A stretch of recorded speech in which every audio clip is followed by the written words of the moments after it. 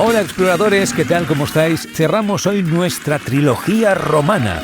Después de construir el imperio, hoy entramos en sus ciudades, en sus teatros, hablaremos con Júpiter y seremos testigos de cómo el imperio de Occidente se vino abajo.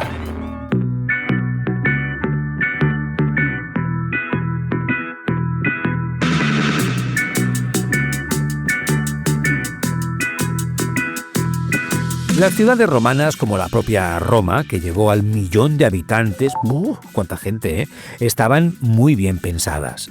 El plano era rectangular, organizado como una cuadrícula, y había dos calles principales, el Cardo, que era el que iba de norte a sur, y el Decumanus, que era el que iba de este a oeste. En el cruce de ambos, del Cardo y del Decumanus, o muy cerca, es donde se encontraba en la ciudad romana el Foro. Pensar en el Foro como una mezcla de la Plaza Mayor, también centro comercial y Palacio de la Justicia, 3 en 1. Allí se concentraba todo: el Capitolio, que era el templo principal, la Curia, que era el senado local, y la Basílica, que estaba para hacer negocios y juicios. Un gran legado de los romanos son los servicios municipales que nos dejaron. Los romanos tenían policía, bomberos y limpieza en las ciudades. Los ediles, los alcaldes y sus vígiles prohibían el tráfico de carruajes de noche, apagaban fuegos y vigilaban la calidad de los productos en el mercado. Básicamente, los vígiles eran el equivalente antiguo a la policía local, controlando el tráfico y asegurándose que la domus del vecino, la casa del vecino, no ardiera. Porque sí, los ricos en Roma vivían en la domus, casas sin ventanas a la calle, por seguridad, claro, organizadas alrededor de un patio interior que les daba así luz y fresquito. Y lo mejor, las termas, el club social de la ciudad. Piscinas frías, calientes, masajes, peluquería. La gente iba allí a hacer negocios y a cotillear. Era el lugar perfecto para hacer networking en chanclas.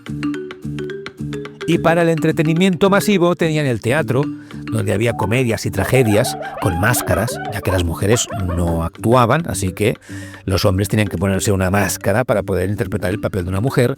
Había el circo para las carreras de cuadrigas, la Fórmula 1 de la época, o el anfiteatro, que era el Coliseo. El Coliseo tenía forma elíptica, con túneles subterráneos, y allí se hacían las famosas luchas de gladiadores contra fieras, y entre ellos también luchaban y se mataban. Dicen que era el mejor sitio para pasar el domingo, siempre que no te tocara luchar, claro, entonces malo. El arte romano se especializó en la propaganda y la decoración. Por ejemplo, tenían esculturas, introdujeron el retrato realista, mientras los griegos hacían estatuas perfectas, como si fueran supermodelos, todo eran cuerpos perfectos. Los romanos, en cambio, querían que se les viera tal y como eran. Entonces las esculturas romanas ya no eran de cuerpos maravillosos, sino que tenían arrugas, eran calvos y se les veía la papada también. Era el primer arte sin filtro. Y después también tuvieron pintura y mosaicos, o sea, decoraban suelos y paredes con mosaicos, que eran pequeñas piezas hechas o de terracota, de tierra cocida o de cristal. Los temas de los mosaicos y de las pinturas pues eran variados, desde escenas mitológicas hasta la compra del día en el mercado. Los romanos eran súper tolerantes con las religiones de los pueblos conquistados. El lema romano era: tráete a tus dioses, cuantos más mejor, pero nuestro emperador es el jefe de todos, que conste. De hecho, adoptaron a los dioses griegos, pero eso sí, les cambiaron el nombre, como si fuera un rebranding, Zeus, el jefe, pasó a ser Júpiter. Supongo que Júpiter suena más serio en latín que Zeus, no lo sé. Después estaba Hera, que era la diosa celosa y esposa de Zeus, que pasó a ser Juno. Atena, la diosa de la sabiduría, pasó a ser Minerva. Esta banda divina de tres se conocía como la tríada capitolina, o sea, Júpiter, Juno y Minerva. Pero había muchos más dioses. Por ejemplo, en casa, para poder rezar y que las cosas te fueran bien, el culto doméstico, para que la nevera de ese momento estuviera siempre llena, pues tenían un dios que era Penates, o para honrar a los abuelos, que era Manes. En el siglo I después de Cristo, en una provincia remota, en Palestina, nació el cristianismo con Jesús de Nazaret. Su mensaje: un solo Dios, amor y perdón. Este mensaje monoteísta, o sea, de un solo Dios, no como lo que existía en Roma, que eran muchos dioses, politeísta. En este caso, este mensaje monoteísta chocó de frente con el culto imperial, claro.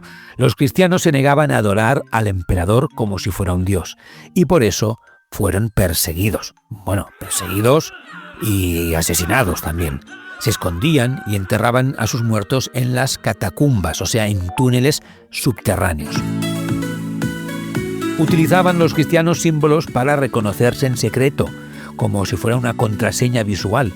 Tenían, por ejemplo, el pez, el ictus, que era un acrónimo de Jesucristo, Hijo de Dios Salvador en griego, y si dibujabas, por ejemplo, un pez, pues sabías que el otro era cristiano, así se reconocían. O el crismón, que son las iniciales de Cristo en griego. Pero el cristianismo creció tanto, que en el año 313 el emperador Constantino les dio la libertad. Y ya en el año 380, Teodosio declaró finalmente que la religión oficial del imperio era el cristianismo. O sea que de perseguidos a religión de Estado en menos de 3 siglos. Vamos, un ascenso meteórico. En el siglo III el imperio se empezó a agrietar, a romperse. Hubo una crisis militar, una crisis política, había muchos emperadores asesinados, caían como moscas, y también una crisis económica. La gente se iba de las ciudades al campo. Así que en el año 395 el emperador Teodosio, para poder gestionar mejor todo el cotarro que tenían entre manos, decidió dividir el imperio para hacerlo más manejable. Así que se creó el Imperio Romano de Occidente, con capital en Roma, que era la parte más débil, con más conflictos, que más estaba agrietando, y el Imperio Romano de Oriente, con la capital en Constantinopla, que fue el más fuerte, que fue después el futuro Imperio Bizantino. El problema de Occidente, de la parte del Imperio Romano de Occidente, eran los conocidos como bárbaros, o sea, los extranjeros que los romanos veían como gente inculta. Había los hunos, liderados por Atila, por ejemplo, que empujaron a los pueblos germánicos, o sea, los visigodos, los vándalos, a todos estos, a entrar en masa en el Imperio de Occidente. O sea, ellos veían que, oye, aquí en el Imperio estos romanos lo tienen todo muy bien montadito. Con muchas infraestructuras, con muchas ciudades, con las vías, las carreteras para conectarse, los acueductos, con una cultura chula. Oye, nosotros también queremos tal. Entonces querían entrar en el imperio. Y los romanos, no os queremos, bárbaros. La cosa estaba tan mal que en el año 476 el jefe germánico, Odoacro, destronó finalmente al último emperador romano. ¿Cómo se llamaba? Era Rómulo Augusto.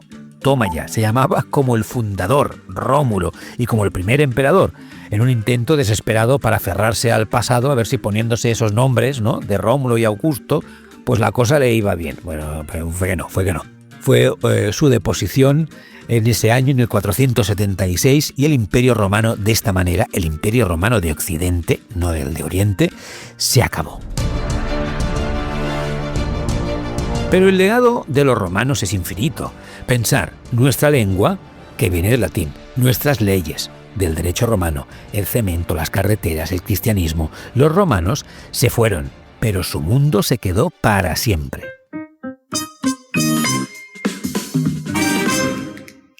Y con esto sí que ponemos el punto y final a la grandiosa, sangrienta y fascinante historia de la antigua Roma. En el próximo episodio dejamos el Mediterráneo para centrarnos en lo nuestro. Sí, vamos a Hispania en la antigüedad. ¿Quiénes eran los íberos y los celtas? ¿Cómo la conquistó Roma a base de guerras? ¿Y cómo nos convertimos en una de las provincias más importantes del Imperio Romano? Si te ha gustado el viaje de hoy, ya sabes, suscríbete, compártelo con tus amigos y deja tus comentarios. Nos escuchamos muy pronto en otro viaje alucinante por la historia. Hasta la próxima. Adiós.